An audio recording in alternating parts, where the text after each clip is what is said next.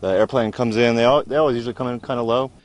Andy Malter saw the incident firsthand. Just before 11 a.m., this 2005 Cessna Seahawk was coming in for a landing at the Northwest Regional Airport in Denton County. The right main gear hit the car and snapped off, landed over here, and the airplane came in to land and kind of skirted off the runway there.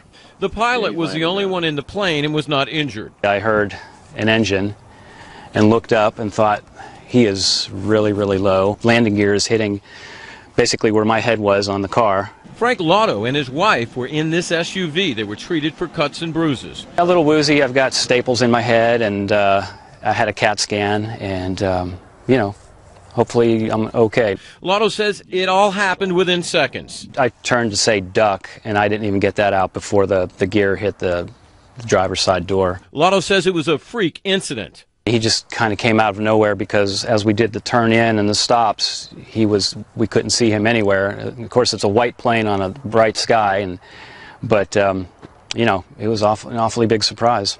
The broken glass is where the impact occurred. Where I'm standing is on the edge of the runway, and Frank Lotto says he believes this public road is simply too close to the edge of the runway. After all, it's just 1, 2, 3, 4, 5, 6, 7. Just 21 feet from the edge of the runway.